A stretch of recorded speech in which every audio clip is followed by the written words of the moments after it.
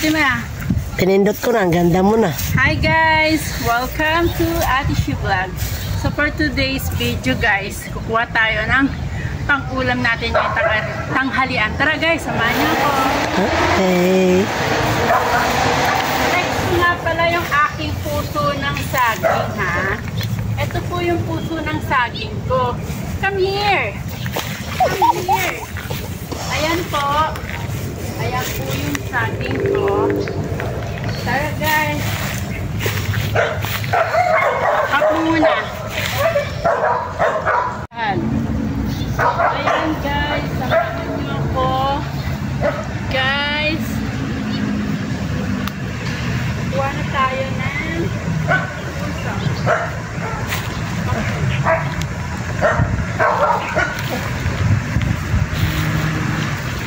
Ayan guys, so nanunungkit na siya ng puso. Magugulay daw kami guys.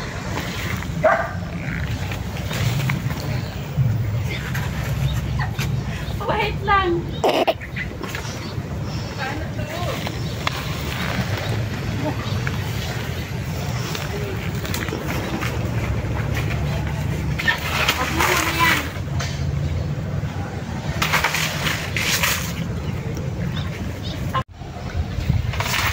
Okay, galing ni Ate Shi Vlog. Okay na. Guys, oh, pinapulot niya. Hati-hati na yung puso. So, ayan guys. Nabalatan na guys. May pang gata na tayo guys. Nga guys, eto na nakuha nating puso ng saging. At syempre, hindi mawawala ang ating Coco Mama gata. Ayan, fresh gata. Syempre, magic. Ito ang ating chicken sa ating sibuyas at bawang.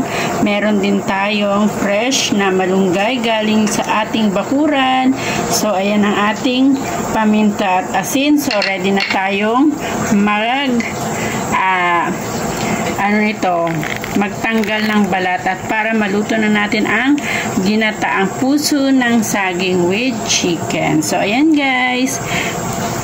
Tanggalin na natin siya ng makapal na balat. So, ayan na siya guys.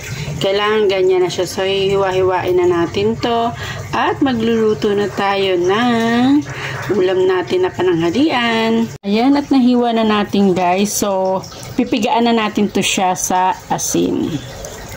Yan guys. Oh. Kahit ganyan lang hiwa guys, okay na po siya. Yan po yung asin, yung panlamas natin. Hindi po pwede ang lalagyan ng tubig kasi magtutubig na po yan. So, ayan guys.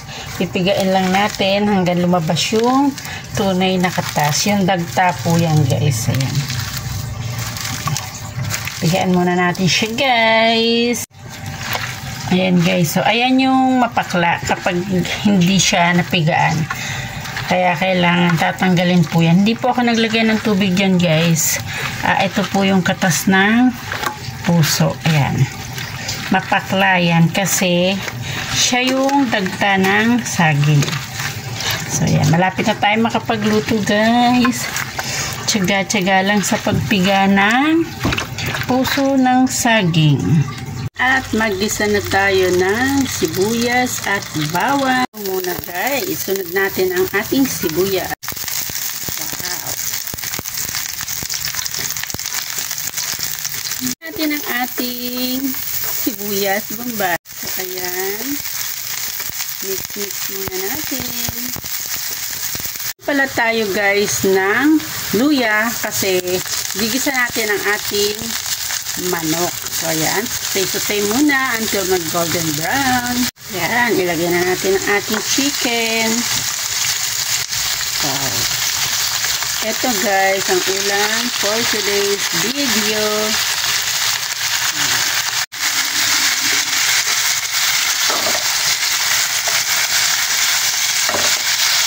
Ayan ang ating asin at paminta. Saute na natin ang ating manok. I-add na natin ang ating puso ng saging. Ang piga na siya guys. So, ayan. Mix-mix lang natin. Mix i-mix na nga natin. Maglagay na tayo ng pangkalasa. Bika naman po. At i-mix pa rin natin. At maya-mayang kaunti, ilalagay na natin ang ating Coco Mama Fresh Gata.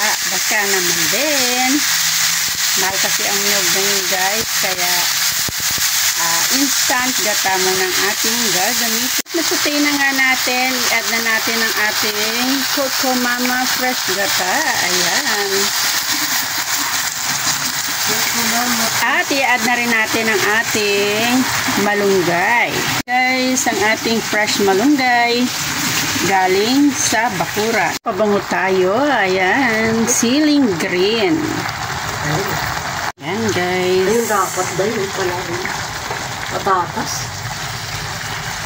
Hindi ka laglagay. So, malapit na tayong kumain guys. So, creamy ang ating puso ng saging with chicken. Ayan. At saka malunggay. I hope nag-enjoy kayo sa aking niluluto. Comment po kayo kung taga saan po kayo para ma-replyan ko kayo guys. Ayan na nga guys, nakaluto na tayo ng pananghalian. I hope nag-enjoy po kayo sa aking mga video. Maraming salamat po. Magandang buhay. Ayan guys. Hindi ko na pwedeng kunin kasi ayan oh. Ayan. Kinakain na kasi siya ng ibon. Yung hinog na ano, see? Para sa kanya na lang yan. Dati kasi tinatanggal ko yung hinog. So ngayon, hindi ko natatanggalin yung hinog. Ayan oh. Ayun. Naningain siya, nagtago siya. Thank you for watching.